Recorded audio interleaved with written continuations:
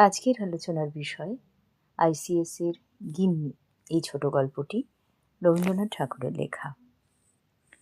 কিন্তু এটা বেশ বোঝা গিয়েছিল নরদেবতার মতো বালাই আর নেই। আলোচ্য অংশে নরদেবতা বলতে কি বোঝানো হয়েছে, কোন প্রসঙ্গে এমন কথা বলা হয়েছে, নরদেবতাকে বালাই বলা কেন হয়েছে, নরদেবতার সম্পর্কে গল্পকথক আর কি কি বলেছেন।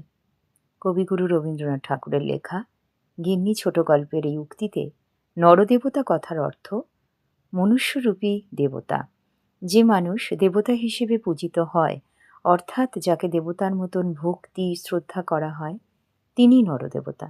সাধারণত দুই শ্রেণীর মানুষ মানব সমাজে নরদেবতা রূপে গ্রাহ্য। প্রথমত দীক্ষাদাতা গুরু সম্প্রদায় এবং শিক্ষাদাতা শিক্ষক কুল। মূলত এই দুই শ্রেণীর মানুষকে নররূপ দেবতা হিসেবে মানুষ মেনে নিয়েছে।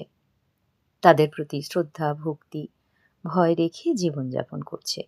গিন্নি গল্পের পণ্ডিত শিবনাথ বাবু তার কচি চারা সদৃশ ছোট ছোট ছাত্রদের অযথা নিপীড়ন করেন, তাদের শারীরিক মানসিকভাবে নিগৃহীত করেন।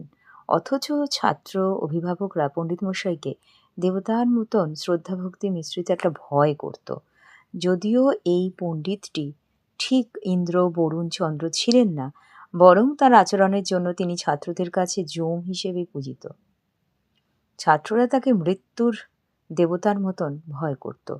পণ্ডিতের দৈহিক পীড়ন মানসিক যন্ত্রণার জন্য তারা সর্বদা তটস্থ থাকত, আর এই সমস্ত কারণেই তারা মনে মনে স্বর্গের দেবতাদের কাছে তারা সদ্গতি কামনা করত। তার ছাত্রদের প্রতি পণ্ডিত মহাশয়ের এমন আচরণ শিক্ষার্থীদের তার ভাবনার প্রসঙ্গে এই কথাটি বলা হয়েছে। আমরা এক জায়গায় দেখেছিলাম গল্পে, এতদিন পরে স্বীকার করিতে দোষ নাই এবং ভয়ও নাই, আমরা মনে মনে কামনা করিতাম উক্ত দেবালয়ে গমন করিতে তিনি যেন আর অধিক বিলম্ব না করেন। অর্থাৎ এখান থেকেই আমাদের গল্পকথক বোঝাতে চাইছেন শিক্ষার্থীদের এমন ভাবনা তার প্রতি। নরদেবতা তার ছাত্রদের কাছ থেকে অতিরিক্ত কিছু আশা করেন, নিজের যেগুলো অপ্রাপ্তি তা সেটা শিক্ষার্থীদের মাধ্যমে পেতে চান।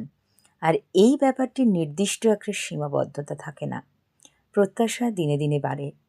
আর এদিক দিয়ে সুরলোকের দেবতার চেয়ে নরদেবতার তাগাদা কিন্তু অনেক বেশি। তারা গালমন্দ করেন, চর দ্বারা পীড়ন করেন, অন্যদিকে তীব্র বাক্যচালায় মর্মবেদনারও কারণ হন। এই সব কারণেই নরদেবতাকে বালাই বলা হয়েছে।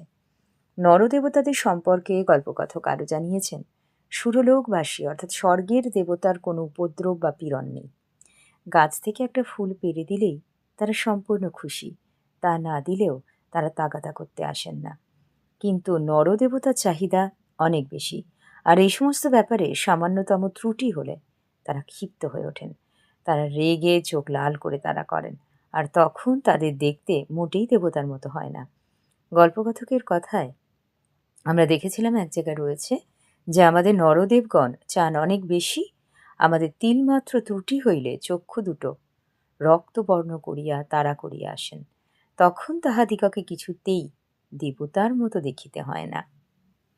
অর্থাৎ আলোচ্য গল্পটিতে গল্পকথক স্বর্গের দেবতাদের যে কোনো পীড়ন নেই, উপদ্রব নেই, সেটা বুঝিয়েছেন।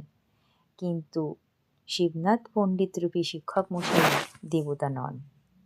আজকের এই আলোচনা এখানে শেষ করলাম। আবার কোনো আলোচনায় আবার ফিরে আসবো। ভালো থেকো সবাই।